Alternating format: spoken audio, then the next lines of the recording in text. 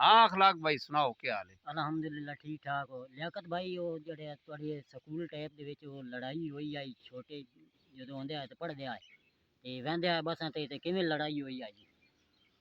वो अखलाक साहब इंज होया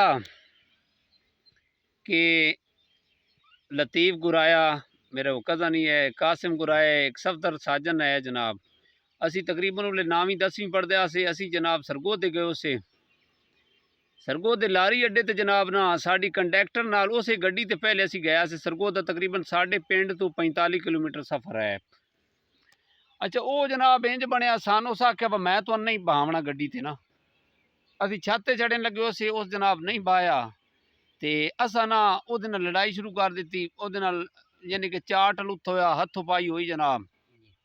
लतीफ़ गुराए जनाब ओदा गिरबान फड़िया उस कंडक्टर दा नाम समर नाम सी मेरे ख्याल च ते जनाब वो जिस तरह एक फिल्मी एक्टिंग होंदी ना कराटे शुरू हो गए जनाब।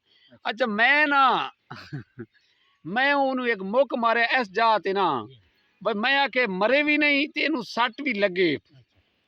उस जनाब मैं लत्त मारी ना ते इतनी देर जनाब मार्केट दे विच जेह्ड़े कंडक्टर उत्थे आए अड्डे ते बसां वाले ते कोई हाईएस वाले उन्हें ललकार मारी ना ते वो कासिम ते सफदर असी नस्यो से लतीफ अकल्ला जनाब भिड़दा रहा ते असी भाई मल गए उसे वो 2 बार जनाब बंदे ने छुड़ाया असा बाद मैं भज के ना गड्डी दा नंबर नोट किया भाई ये नाल निबड़ लसां।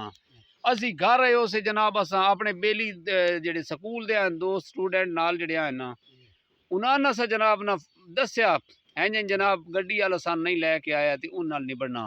असी दूसरे तीसरे दिन जनाब ना लगे गए उसे अड्डे ते अपना जेह्ड़ा साडा स्टाफ है ना उत्थे उन्हें पता लग गया उहदा टाइम हो गया सी उन्हें जाना सी सरगोदे उस टाइम सवारियां विच बैठी उन्हें जिसले पता लगा उन्हें गड्डी चेंज कर लई ते पहले वाली गड्डी ते वही बंदे लैके आ गए ते असी जनाब मेरे नाल एक मुसरत सी संगराकियां दा जनाब मजे दी गल तुहानूं दसी ओह ते मैं असी गड्डी ते बह गए उसे मत्थों आवे नहीं या सारी जेह्ड़ी रिपोर्ट है ना रायकी करके ना तो वह सारे बेले दसा।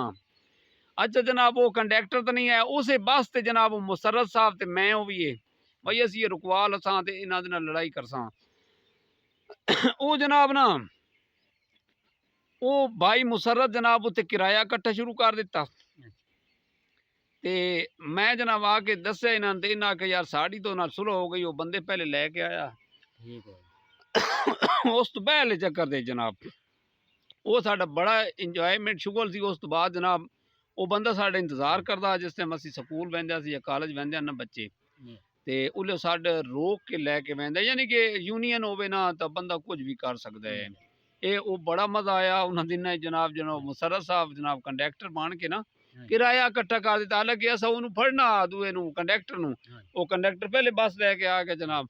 ऐं दे बड़े वाकयात होए ने अपने स्कूल दौर दे ना यकीन करो चस आ गई है। ऐं अगर भाई कोई तुहाडा वाकया होवे ना तो कमेंट दे विच लाजमी शेयर करें जनाब ते साडे इस टिकटॉक आईडी नू एक तो लाइक करो और वीडियो नू शेयर करो और दूआ इंजार साडे कोल ना गप्पां होंदियां रहिंदियां ने वो तुहाडे नाल शेयर करदे रहना जनाब। ठीक है अपना अखलाक साहब मजा आया गल दा? बड़ी अच्छी गल है जी।